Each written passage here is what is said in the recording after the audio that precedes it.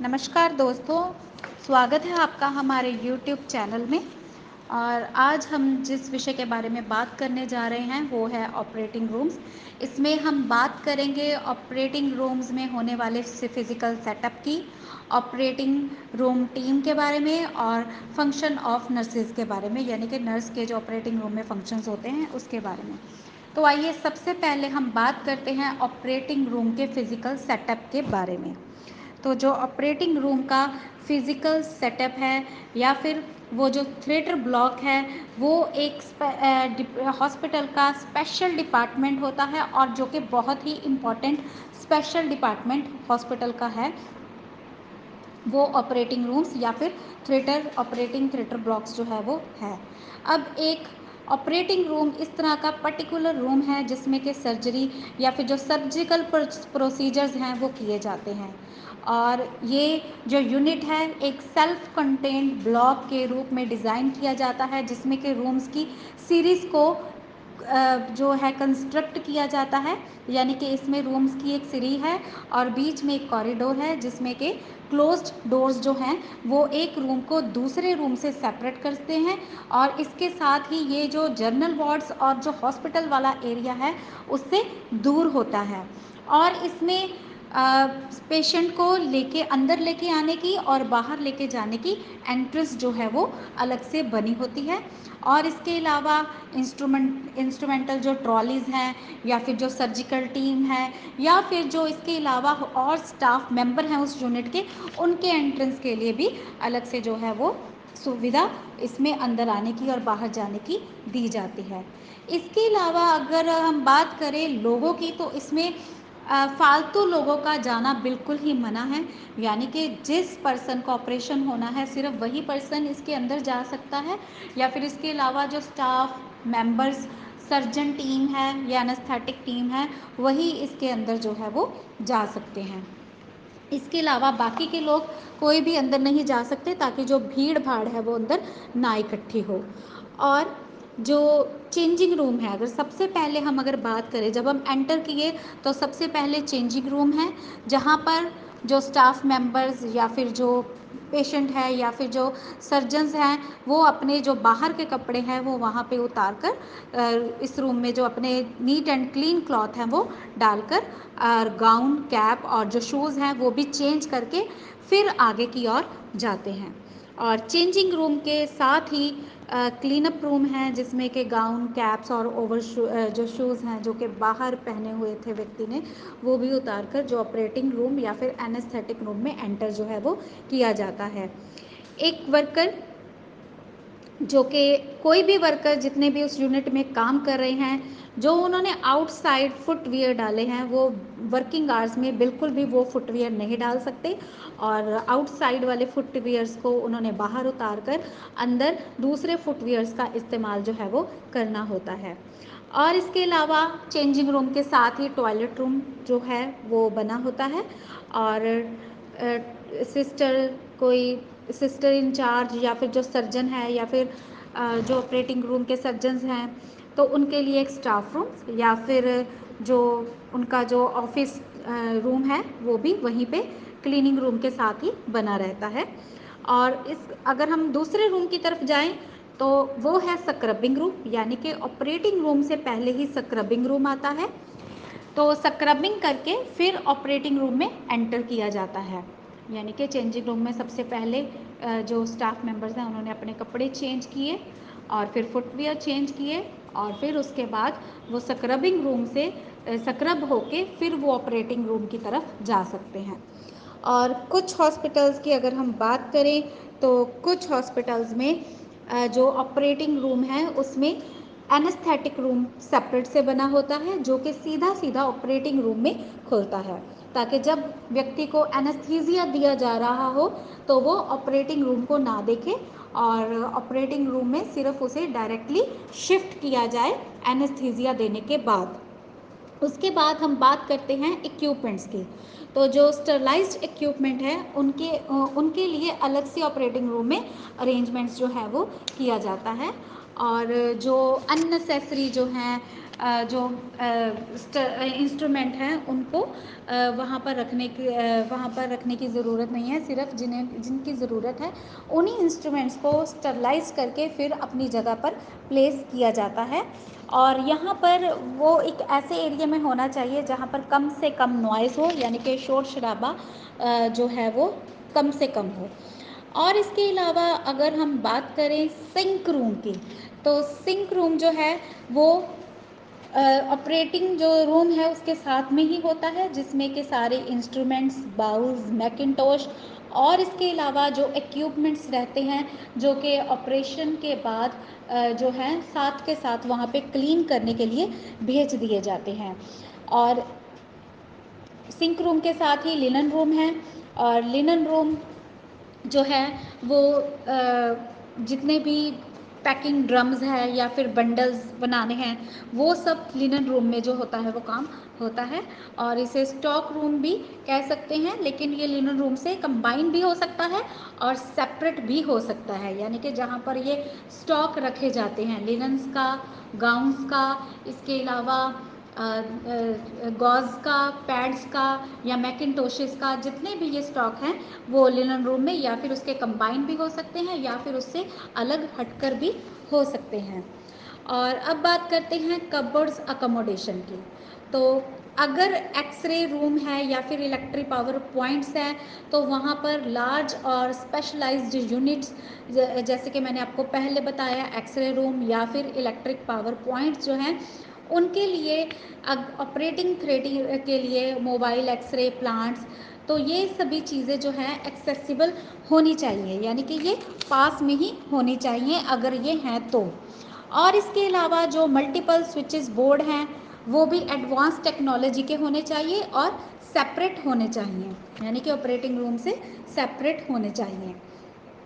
होने तो इनके पास में चाहिए लेकिन अलग से होने चाहिए। और जो क्लीनिंग है जो कि ऑपरेटिंग रूम्स के लिए जिनकी रोज़ के रोज़ ही ज़रूरत है, तो वो लेबर सेविंग और हाई कंस्ट्रक्शन जो फैसिलिटी है वो मौजूद होनी चाहिए। इसके अलावा जो ऑपरेटिंग रूम की वॉल्स हैं या फिर फ्लोर्स हैं वो वॉशेबल मटेरियल्स की होनी चाहिए, यानी कि उन पे वॉशिंग या फिर मोपिंग करनी इजी हो। और जो फ्लोर है वो भी इस तरह का बना होना चाहिए कि अगर उसे वॉश किया जाए तो उसमें ड्रेनेज जो है वो प्रॉपरली बना हो, और जितना भी वॉशिंग मटेरियल है वो सारा का सारा साथ में ड्रेनेज में साथ के साथ चला जाए, यानी कि उसका जो निकास है वो साथ के साथ हो जाना चाहिए। और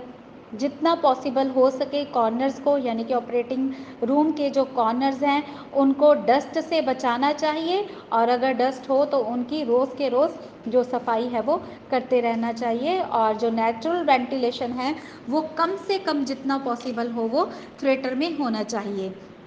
लेकिन अगर थिएटर यूज़ नहीं अभी कर रहे या फिर थिएटर यूज़ अभी नहीं कर रहे तो उसमें आप नेचुरल वेंटिलेशन जो है वो कम से कम पॉसिबल है कि किया जा सके। लेकिन ज़्यादातर ऐसा होता नहीं है क्योंकि इससे डस्ट और जो हवा के साथ जो माइक्रो ऑर्गेनिज्म है वो अंदर आ जाते हैं, इसीलिए ज़्यादातर आर्टिफिशियल जो वेंटिलेशन है उसी को हम आर्टिफिशियल वेंटिलेशन से ही ऑपरेटिंग रूम को जो वेंटिलेट है वो करते हैं। और जो पेलिनियम सिस्टम है वो ज़्यादातर यूज़ किया जाता है जिसमें कि जो इनकमिंग एयर है, यानी कि जो ऑपरेटिंग रूम में जो इम्प्योर हवा आ रही है बाहर से उसको रिमूव किया जाता है फिल्टर्स के द्वारा, और उसको वार्म आउट करके जो है ओवर हीटेड पाइप्स के द्वारा कंट्रोल में जो थिएटर स्टाफ है उसके द्वारा कंट्रोल किया जाता है। और अगर विंडोज़ बहुत ज़्यादा लार्ज हैं या फिर उनमें बहुत ज़्यादा लाइट आ रही है गर्मी में, तो उन्हें जो प्रोटेक्शन जो है वो कर्टन्स वगैरह से दी जाती है, यानी कि कर्टन्स का इस्तेमाल किया जा सकता है। या फिर अगर समर्स में बहुत ज़्यादा सनलाइट आ रही है तो उसको थिएटर को जो डार्क कर्टन्स के द्वारा या फिर इस तरह के किसी चीज़ के द्वारा जो डार्क जो है वो किया जाता है, और आर्टिफिशियल लाइट का जो इस्तेमाल है वो ज़्यादातर किया जाता है। तो कोई भी थिएटर है उसमें आर्टिफिशियल लाइट जो है, लाइटिंग जो है वो प्रॉपर ढंग से होनी चाहिए और इमरजेंसी सिस्टम जो है वो अवेलेबल होना चाहिए। यानी कि अगर इलेक्ट्रिसिटी किसी कारण चली जाती है तो उसके लिए जनरेटर्स या फिर जो इन्वर्टर्स हैं वो जो वहाँ पे मौजूद होने चाहिए। और इसके अलावा टेबल लाइटिंग होनी चाहिए जो कि लार्ज शेडोलेस लैम्प या फिर मोबाइल शेडोलेस लैम्प, जिन्हें कि स्पॉट लैम्प्स भी कहा जाता है, वो होनी चाहिए। और जो मरकरी इलेक्ट्रिक ऑपरेशन थ्रेडिंग में इलेक्ट्रिकल स्विचेस हैं या फिर एनेस्थेटिक रूम में जो इलेक्ट्रिकल स्विचेस हैं वो मरकरी के बने हो तो ज़्यादा बेहतर है, जिसे कि मेक एंड ब्रेक भी कहा जाता है। उससे क्या होता है कि एक्सप्लोजन का जो स्पार्किंग का जो एक्सप्लोजन है उसके चांसेस वो कम कर देता है। तो जो फर्निशेस और फिटिंग्स हैं वो स्टेनलेस स्टील की बनी होनी चाहिए, जिन्हें कि आप साथ के साथ क्लीन कर सकें। जो ट्रॉलीज़ हैं जिन पे इक्विपमेंट्स रखे जाने चाहिए या जिन पे लिनन्स होनी चाहिए, और अगर वो फिटेड करने की ज़रूरत है तो उन्हें फिट किया जाए दीवार के साथ। और जो इसके अलावा जो रबड़ कंडक्टिंग या फिर जो स्पार्किंग को मिनिमाइज़ कर सके वैसे जो इंस्ट्रूमेंट हैं वो यूज़ किए जाने चाहिए। और जो मॉडर्न ऑपरेटिंग रूम्स हैं, अगर इसमें बात की जाए एयर कंडीशनिंग की, तो वॉल्स एंड फर्निशेस ऐसे हो चुके हैं कि जिनमें कलर जो है वो वाइट कलर का इस्तेमाल किया जा सकता है, और जिससे कि ज़्यादातर जो ऑपरेटिंग रूम है उसमें अंधेरा कम लगता है और वाइट कलर के इस्तेमाल से जो लाइट है वो प्रॉपर हो जाती है। और अगर बात करें स्पेशल लॉन्ड्री फैसिलिटीज़ की, तो स्पेशल लॉन्ड्री फैसिलिटीज़ जो होती है वो ऑपरेटिंग थिएटर या फिर ऑपरेटिंग यूनिट्स में होनी चाहिए। तो इसके लिए जो अरेंजमेंट्स हैं तो वो जो है हॉस्पिटल के स्टाफ के द्वारा किए जाते हैं। और फ्रेश लिनन जो है, क्लीन लिनन जो है, इसको हॉस्पिटल की जो लिनन है उनसे मिक्स होने से हम रोक सकते हैं। यानी कि जो हॉस्पिटल के अलग अलग डिपार्टमेंट रहते हैं उनकी लिनन्स को और जो ऑपरेटिंग रूम की लिनन्स हैं उनको हम मिक्सिंग होने से रोक सकते हैं इस तरह से। इसीलिए जो स्पेशल लॉन्ड्रीज़ हैं वो इसमें ऑपरेटिंग रूम में ज़रूर होनी चाहिए। और इससे होता क्या है कि अगर स्पेशल लॉन्ड्री अगर फैसिलिटी जो है वो हॉस्पिटल के ऑपरेटिंग रूम में है तो लिनन जो है वो हॉस्पिटल के जो अदर्स वार्ड हैं यानी कि अदर डिपार्टमेंट्स हैं दूसरे डिपार्टमेंट्स हैं उनसे मिक्सिंग होने से रोकेगी, यानी कि उनके साथ मिक्स नहीं होगी। और उसकी जो ड्यूरेशन है यानी कि वो उसकी यूज़ करने की जो ड्यूरेशन है सेम लिनन की वो कम हो जाएगी, जिससे वो कम डैमेज होगी और इससे जो इन्फेक्शन का खतरा है वो भी कम हो जाएगा। इन शॉर्ट हम ये कह सकते हैं कि ऑपरेटिंग रूम एक इस तरह का ब्लॉक है जिसे कि हम self contained unit of the hospital भी कह सकते हैं। और जो ऑपरेटिंग रूम टेक्निक्स हैं उसके अलग अलग हर एक यूनिट के अलग अलग जो रूटीन फंक्शंस हैं वो उसके मेथड भी अलग अलग ही होते हैं। तो आइए अब हम जानते हैं कि जो कुछ जो ऑपरेटिंग रूम्स हैं उन्हें हम एक ही यूनिट में देख सकते हैं, लेकिन कुछ स्पेशल ऑपरेशंस हैं जिनके लिए जनरल सर्जरी जो है वो जो की जाती है वो उनके अपने ही सर्जरी डिपार्टमेंट में जो है वो की जाती है, जैसे कि न्यूरो सर्जरी है, ऑर्थोपेडिक सर्जरी है, ENT operations, eye operations, paediatric surgery, thoracic surgery, gynaecological surgery. और इसके अलावा जो है ये सर्जरियाँ अपने ही जो ऑपरेटिंग रूम्स हैं उन्हीं में ही ये की जाती है। सर्जन और नर्सेज जो कि जिस ब्रांच में वो सर्जरी के लिए स्पेशलाइज्ड हो उसी में ही उनको काम करना चाहिए। जैसे कि जो नर्स है वो ऑपरेटिंग रूम टेक्निक्स में स्पेशलाइज्ड है तो वो जो है वो सीनियर मोस्ट होगी, और जो इंचार्ज है वो यूनिट की वो ही होगी जो कि सबसे ज़्यादा स्पेशलाइज्ड होगी ऑपरेटिंग रूम्स की।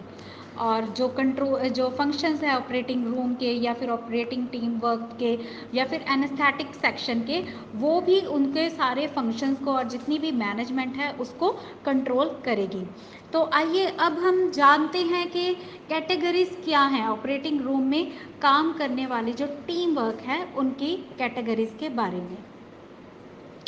तो सबसे पहली कैटेगरी जो हमने यहाँ पे ली है वो है सर्जन्स की। यानी कि जो कि स्पेशलाइज्ड हैं in the particular of the branch of surgery, यानी कि जो सर्जरी करने में स्पेशलाइज्ड हैं उन्हें हम कहते हैं सर्जन। उसके बाद है दूसरा है assistant surgeon,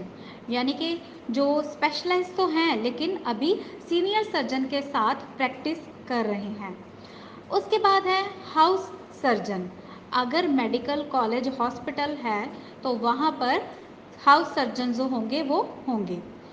then medical student अगर कोई है तो वो भी। थिएटर सिस्टर यानी कि जो सीनियर मोस्ट सिस्टर है या फिर ऑपरेटिंग रूम टेक्निक्स में जो स्पेशलाइज्ड सिस्टर है वो होनी चाहिए।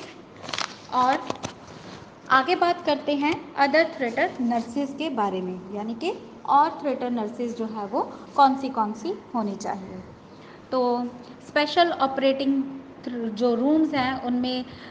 स्पेशलाइज्ड वर्क करने के लिए जो स्पेशलाइज्ड नर्स है वो होनी चाहिए। तो सबसे पहले है हेड नर्स जो कि सारे स्टाफ की इंचार्ज है। दूसरा है स्टाफ नर्स। तीसरा है सेकंड और थर्ड ईयर नर्सिंग स्टूडेंट, यानी कि जो नर्सिंग स्टूडेंट्स के सेकंड या फिर थर्ड ईयर के स्टूडेंट होंगे वो। फोर्थ है ऑपरेटिंग रूम टेक्नीशियन, यानी कि जो टेक्नीशियंस हैं ऑपरेटिंग रूम के वो। अदर वर्कर्स जैसे कि अटेंडेंट्स हो गए, क्लीनर्स हो गए, वो सारे अदर वर्कर्स की कैटेगरीज में आते हैं। The number of nurses and the other workers depend on the type of hospital and the number of the daily operations। यानी कि बाकी के जो नर्सेज या फिर वर्कर्स हैं वो उन चीज़ों पर डिपेंड करता है कि हॉस्पिटल की टाइप क्या है या फिर जो डेली ऑपरेशंस हो रहे हैं वो कितनी संख्या में हो रहे हैं। इसके अलावा अनेस्थेटिक फंक्शंस जो हैं उनको उनके लिए जो सर्जिकल टीम है या फिर चीफ एनेस्थेटिस्ट है वो उनमें है चीफ एनेस्थेटिस्ट, यानी कि जो डॉक्टर है एनेस्थेटिक डॉक्टर है।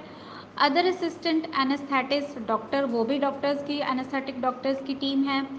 उसके अलावा house surgeon and the medical student, अगर कोई उनमें हाउस सर्जन या फिर मेडिकल स्टूडेंट है वो भी उनमें शामिल है। Anaesthetist nurse who is specialised in anaesthesia, यानी कि वो नर्स जो कि एनेस्थीसिया देने में स्पेशलाइज्ड हो। और इसके अलावा जो अदर स्टाफ मेंबर्स हैं और नर्सिंग स्टूडेंट हैं यानी कि सेकंड एंड थर्ड ईयर के जो स्टूडेंट हैं वो, ये ध्यान दीजिए इसमें बिल्कुल भी फर्स्ट ईयर का जो स्टूडेंट है वो शामिल नहीं हो सकता। और इसके अलावा एक या फिर दो अटेंडेंस जो होते हैं वो होने चाहिए। और type and the number of staff members depends upon the number of daily operations, यानी कि उस ऑपरेटिंग रूम में डेली ऑपरेशंस कितनी संख्या में हो रहे हैं, ये बाकी सारी बातें जो स्टाफ मेंबर्स कितने होने चाहिए इन सब पे डिपेंड करती हैं।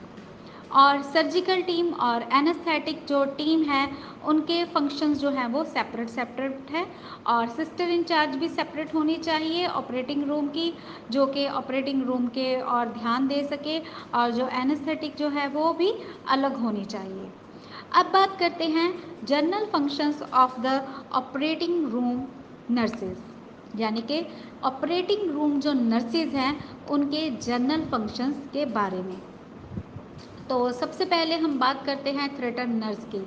तो थिएटर नर्स का जो एम है वो होना चाहिए कि जो एसेप्टिक टेक्निक है, यानी कि जो सबसे पहला और महत्वपूर्ण एम है वो है एसेप्टिक टेक्निक को एक सर्जिकल वार्ड में या फिर एक ऑपरेटिंग रूम में मेंटेन करके रखना। तो उसका जो एसेप्टिक टेक्निक का जो स्टैंडर्ड है वो बहुत ज़रूरी है होना। और इसके अलावा वो क्या क्या वर्क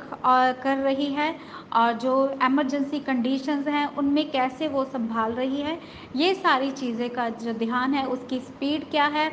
और वो शांति से और बिल्कुल सही ढंग से काम करे, यानी कि सुचारू रूप से काम करे। और जो एक स्टैंडर्ड होना चाहिए वो उसे उसको नॉलेज होनी चाहिए और उसे स्टरलाइजेशन के सारे प्रिंसिपल्स के बारे में पता होना चाहिए। और जो थिएटर टेक्नीशियंस हैं उनको उनके और जो स्टरलाइजेशन के प्रिंसिपल्स के बारे में उसे सारी नॉलेज जो है वो होनी चाहिए। और हर नर्स जो है जो कि थिएटर में या फिर ऑपरेटिंग थिएटर में काम कर रही है, उसे एक सर्जन के काम के बारे में पता होना चाहिए और वो केयरफुली ध्यान दे कि हर जो स्टाफ का जो मेंबर है वो प्रेजेंट है और वो अटेंशन यानी कि सही केयरफुली काम कर रहा है या नहीं। और इसके अलावा शार्प ऑब्जर्वेशन, और जो इसके अलावा हर मेंबर की जो यानी कि एफिशिएंट यूनिट में जो सर्जिकल टीम है उसका वो ध्यान रखे। और अगर बात करें हम ऑपरेटिंग थिएटर्स की, तो ऑपरेटिंग रूम्स में जो नर्स है वो आमतौर पर वाइट कलर के और जो शॉर्ट स्लीव्ड होने चाहिए, यानी कि जिसकी जो स्लीव्स हैं वो कम होनी चाहिए, इस तरह की ड्रेस पहनकर काम करें। और इसके अलावा कैप्स जिसके साथ कि वो अपने बालों को कवर करे, मास्क जिससे उसका नाक और मुंह ढका हो, वाइट शूज़ जो है या फिर जो इस तरह के शूज़ जो हैं जो कि कंफर्टेबल हो उसके लिए वो पहने। और जो प्रेपरेशन है, इंस्ट्रूमेंट की प्रेपरेशन है, वो सबसे पहले वो करनी है अपरेटस की। और जो लोशंस यूज़ करने के लिए जा रहे हो आप सर्जरी के लिए, उनकी प्रेपरेशन जो है वो नर्स ने करनी है। और वार्ड नर्सेज, स्टूडेंट्स और जितने भी विजिटर्स हैं जो कि एंटर किए हैं थिएटर्स में, तो उनको वो कोशिश करें कि वो कम से कम एंटर करें, जो यानी कि जितने लोगों की ज़रूरत है सिर्फ वही लोग अंदर आएँ ऑपरेटिंग रूम में। और उनके जो सबसे पहले उनको ज़रूरत है वो कपड़े चेंज करने की है, यानी कि जो बाहर कपड़े उन्होंने डाले हैं वो डालकर वो अंदर ना जा पाएँ, और सबसे पहले चेंज करें, उसके बाद वो क्लीन गाउन डालें और फिर कैप पहने और फिर मास्क, और उसके बाद रबड़ या फिर कैनवस के जो बूट हैं जो कि उन्होंने आउटसाइड ना पहने हो, वो शूज़ जो हैं वो वियर ऑफ करके वो अंदर जाएं। जो लिनन पेशेंट की ट्रॉली पे यूज़ करनी है उसे थिएटर लिनन जो हम बोलते हैं, तो वो पेशेंट की ट्रॉली पे यूज़ की जा सकती है। और जितनी भी लिनन्स है यूज़ की गई हैं, जैसे कि पेशेंट का गाउन भी है, तो वो भी सब जो है थिएटर में फ्रेशली लॉन्ड्रेड यानी कि साफ़ धुली हुई होनी चाहिए। और इससे हम वुंड के इन्फेक्शन का जो रिस्क है वो कम कर सकते हैं। अब बात करते हैं ड्यूरिंग ऑपरेशन, यानी कि ऑपरेशन के दौरान एक स्टाफ जो है, नर्स है, उसको या फिर सिस्टर इंचार्ज है, उसे क्या क्या चीज़ों का ध्यान रखना होगा। तो सबसे पहले बात हम यहाँ पे करते हैं इंस्ट्रूमेंट नर्स के बारे में। तो इंस्ट्रूमेंट नर्स जो है वो सबसे पहले अपने आप को स्क्रब अप करे, उसके बाद थिएटर का जो ड्रेस है उससे अपने आप को कवर अप करना है, यानी कि जो स्टरलाइज गाउन है वो पहनना है, और फिर स्टरलाइज रबड़ ग्लव्स जो है वो पहने, और इसके साथ ही जो स्टरलाइज मास्क है वो पहन ले। और जो इंस्ट्रूमेंट नर्स है वो सबसे पहले चेक करे और अरेंज करे जितने भी इंस्ट्रूमेंट टेबल पर पड़े हैं, और जितने भी इंस्ट्रूमेंट उसने सर्जन को पास करने हैं, और वो सर्जन के जितनी पास से पास हो सकती है उतनी पास से पास खड़े होने की उसको ज़रूरत है। और इसके अलावा जो लाइगेचर्स हैं, सूचर्स हैं, उनकी प्रेपरेशन के लिए जो कि डिफरेंट ऑपरेशंस में डिफरेंट टेक्निक्स जो है वो यूज़ की जाती हैं, उसके बारे में उसे नॉलेज हो। जितने भी मोप्स या फिर गॉज पैड यूज़ किए जा रहे हैं असिस्टेंट या फिर या सर्जन के द्वारा, तो वो सारे के सारे स्वैब्स और इंस्ट्रूमेंट्स को काउंट करें, यानी कि काउंट करके उसे दे। और इसके अलावा नीडल्स भी, यहाँ तक के जो ऑपरेशन में यूज़ हो रही हैं, वो भी बॉडी कैविटी क्लोज होने से पहले, यानी कि जो पेशेंट की जो कैविटी है उसे क्लोज करने से पहले और सुचर्स करने के पहले सारे के सारे मोप्स, गॉज, नीडल्स और इसके अलावा जो इंस्ट्रूमेंट हैं वो काउंट करके वापस जो इंस्ट्रूमेंट टेबल है वहाँ पे या फिर इंस्ट्रूमेंट ट्रॉली है वहाँ पे रख दें। और जितने भी जो ऑपरेशंस हो रहे हैं उसमें जो सर्जन्स हैं, कुछ सर्जन्स जो हैं वो ऑपरेशन के टाइम पे अगर ध्यान दिया जाए तो जितने भी इंस्ट्रूमेंट या फिर स्वैब्स हैं या फिर लाइगेचर्स और सूचर्स हैं, उन्हें हैंडल करते वक्त जो फोर्सेप्स यूज़ किए जा रहे हैं, और अगर वो नॉन स्टेराइल हैं, यानी कि अगर वो कांटेक्ट में आ चुके हैं, पेशेंट के वुंड के कांटेक्ट में आ चुके हैं, तो उन्हें ग्लव्स पहने हुए हाथों में, यानी कि ग्लव्स हैंड से टच नहीं करना है। और उनसे अगर एक नर्स या फिर दो या दो से अगर ज़्यादा नर्स हैं तो दोनों नर्सिस को स्क्रब अप नहीं होना, तो इससे बेहतर है कि जो 2 नर्सिस हैं या फिर उनमें से एक नर्स जो है वो स्क्रब अप हो जाए और दूसरी nurse as a cleaner, circulating nurse या फिर एज अ रनर जो है वो काम करे। यानी कि एक नर्स जो है वो इंस्ट्रूमेंट्स के लिए इंस्ट्रूमेंट्स को वॉच करे, और अगर किसी चीज़ की ज़रूरत है यानी कि जैसे कि कोई एक्स्ट्रा इंस्ट्रूमेंट की ज़रूरत है तो वो उसे डायरेक्टली जो है वो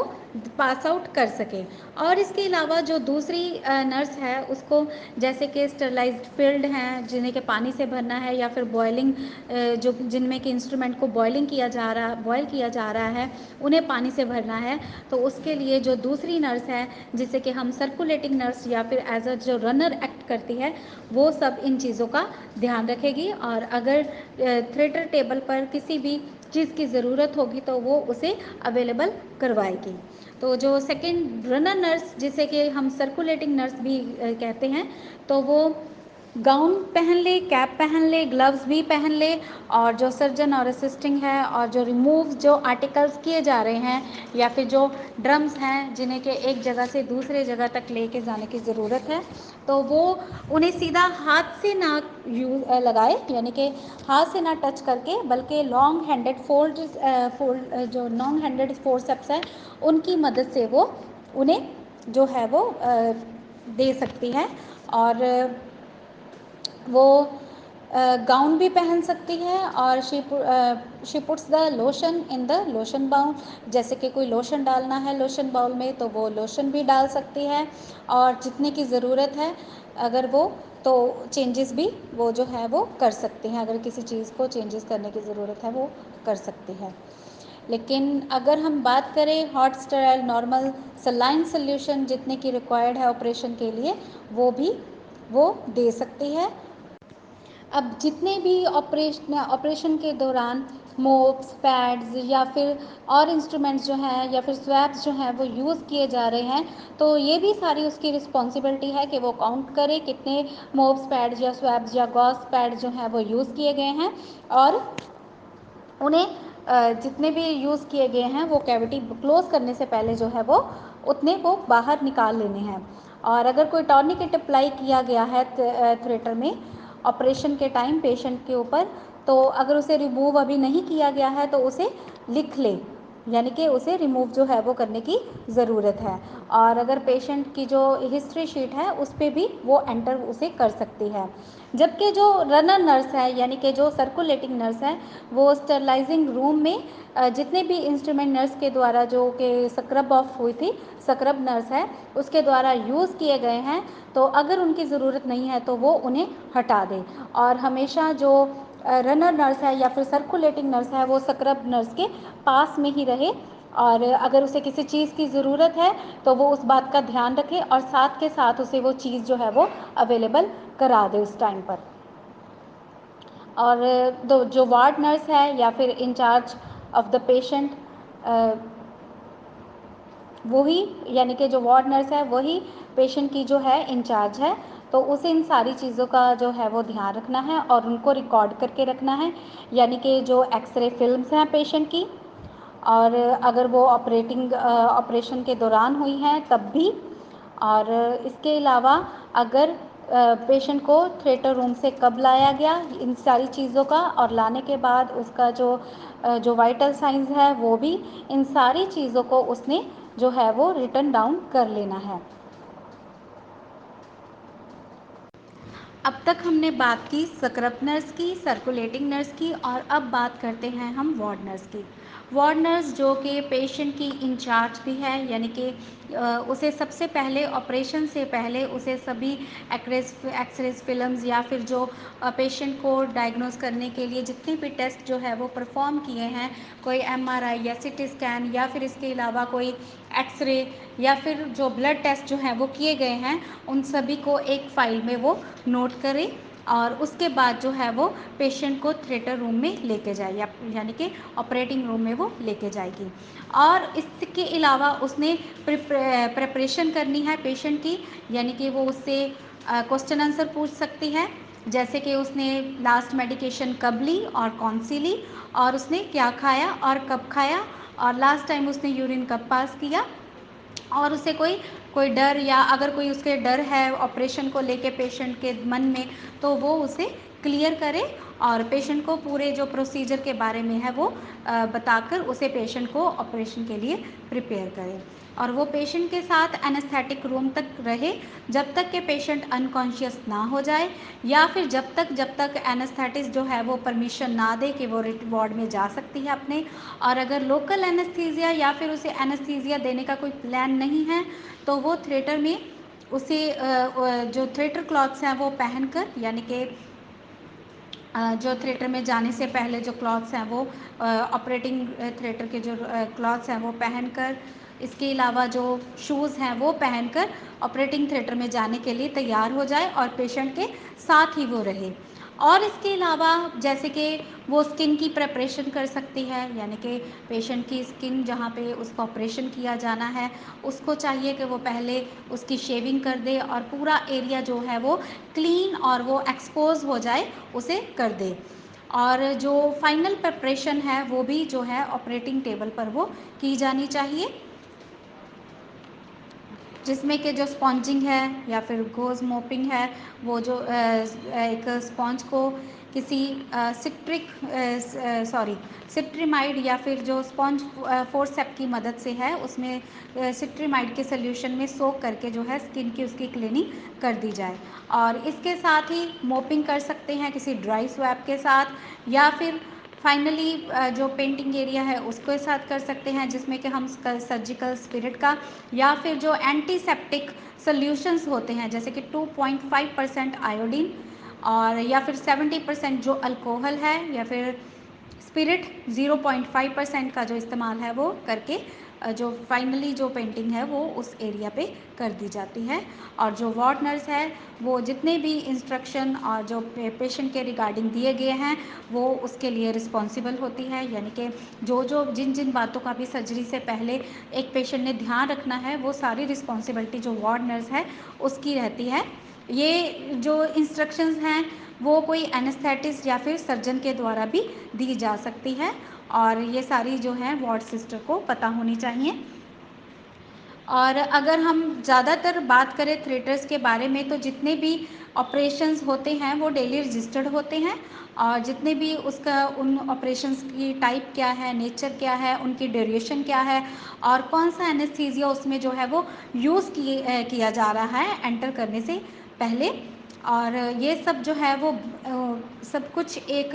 नोट पैड पे या फिर पेशेंट की फ़ाइल पे नोट करके उस पे जो है नर्स जो है वो एनेस्थेटिक के साइन जो है वो करवाने ज़रूरी हैं। और इसके अलावा जो ऑपरेशन रजिस्टर जो मेंटेन किया जाता है सर्जन के द्वारा, उस पर जो है वो सर्जन के साइन करवाने ऑपरेशन जो वार्ड नर्स है उसकी जिम्मेदारी है। लेकिन अब का जो मॉडर्न कॉन्सेप्ट अगर हम देखें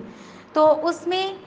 टाइम और एनर्जी को सेव करने के लिए जो क्वालिफाइड नर्स है वो circulating as a circulating nurse अपना टाइम जो है वो वेस्ट ना करते हुए या फिर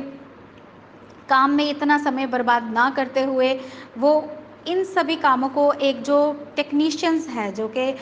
नॉलेजेबल टेक्नीशियंस हैं उनको दे दिया जाता है, यानी कि जो सर्कुलेटिंग नर्स का जितना भी काम है वो एक जो कि पूरा स्किलफुल टेक्नीशियन है उसे दे दिया जाता है। और जो वर्किंग पर्सनल है ऑपरेटिंग रूम्स के, तो वो इंचार्जेबल जो होते हैं वो वार्ड के अलग हैं और ऑपरेटिंग रूम के अलग हैं। और इसके अलावा अगर हम सेटअप की बात करें, फंक्शनिंग की बात करें, ऑपरेटिंग रूम के फंक्शनिंग की बात करें, तो सारी चीज़ों को ध्यान में रखते हुए जो एसेप्टिक कंडीशन है यूनिट की सबसे ज़्यादा मेंटेन रखनी जो है वो बहुत ही ज़्यादा ज़रूरी है एक नर्स के लिए, जिसके साथ एक सक्सेसफुल सर्जरी जो है वो की जा सके और जो हर एक पेशेंट है उसको पोस्ट ऑपरेटिव जो पीरियड है वो जो है वो अनइवेंटफुल होना चाहिए। तो दोस्तों इसी के साथ ही आज हमने जो है वो आपको बताया ऑपरेटिंग रूम के बारे में, उसके फिज़िकल सेटअप के बारे में, और ऑपरेटिंग रूम टीम में कौन कौन सी कैटेगरीज शामिल होती हैं, और फंक्शन जो नर्सेज हैं यानी कि तीन तरह की नर्सेज के बारे में हमने यहाँ पे जाना, स्क्रब नर्स, सर्कुलेटिंग नर्स और वार्ड नर्स। तो उनके फंक्शंस क्या हैं और उन्हें कैसे काम करना चाहिए उसके बारे में हमने जो आज का विषय है उसमें जाना। तो अगर आपको ये हमारा जो ऑपरेटिंग रूम का टॉपिक है अच्छा लगा हो तो प्लीज़ इसे लाइक करें, शेयर करें और हमारे चैनल को सब्सक्राइब ज़रूर करें। धन्यवाद।